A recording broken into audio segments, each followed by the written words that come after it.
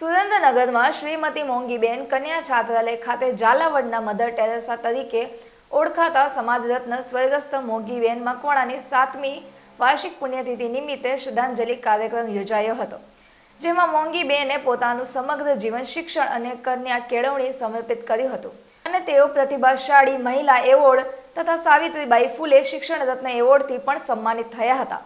હાલમાં છાત્રાલયના સંચાલક દિનેશ વાજા 108 દીકરીઓની દેખભાળ કરી રહ્યા છે।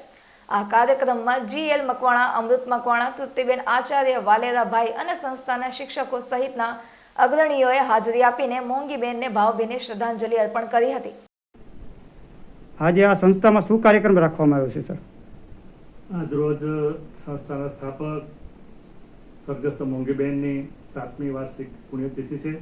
તે નિમિત્તે અમે બાળાઓ સહિત સંસ્થાના તમામ સ્ટાફ સહિત અને આગેવાનો સહિત મોંઘીબેનને શ્રદ્ધાંજલિ સુમન અર્પણ કરી છે। હાલ કોણ કોણ આગેવાનો છે અને અત્યારે કેટલી બાળાઓ છે?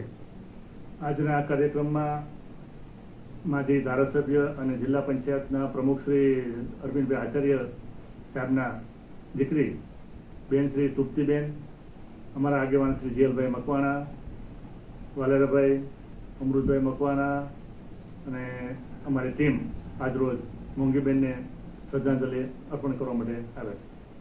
મોંઘીબેન વિશે તમે આપ શું કહેશો? જે એમની નાની ઉંમરમાં જેમને આ દીકરીઓ માટેની ચિંતા કરી એ બાબતે આપ શું કહેશો? મોંઘીબેન સૌપ્રથમ તો શિક્ષિત PhD સુધીનું શિક્ષણ પ્રાપ્ત કર્યું હતું। એનો લક્ષ્ય હતો કે શિક્ષિત બનો અને શિક્ષિત બનાવો। સૌપ્રથમ એણે કીધું કે હું શિક્ષિત હતી તો બાળાઓને શિક્ષિત કરીશ। એણે કન્યા કેળવણી ઉપર ખૂબ ભાર મૂક્યો છે અને પોતાનું તન મન ધનથી બહેનોને શિક્ષિત બને, સંગઠિત બને અને સંઘર્ષ કરે તો એ પોતે એક મંત્ર આપે છે। સરકારનો પણ ધ્યેય એવો છે કન્યા કેળવણી અને કન્યા પડે એવું છે, તો એ બાબતે આપ શું કહેશો? સરકાર પોતાની રીતે ખૂબ મહેનત કરે છે દીકરીઓ માટે પ્રોજેક્ટ, દીકરીઓ માટે સ્વનિર્ભર માટે લોનથી માંડીને પોતે પગભર થાય એના માટે અથાગ સરકાર પ્રયત્નો કરે છે। અમારી પણ ફરજ છે કે અમે પણ NGO જે અમે નાના જે ક્ષેત્રો ચલાવીએ છીએ એમાં બાળાઓને ઉપયોગી કાર્યક્રમો અને શિક્ષણમાં આગળ વધે એવું અમારા કાર્યક્રમો કરીએ। હાલ આપણી સંસ્થામાં કેટલી દીકરીઓ રહેતી હશે?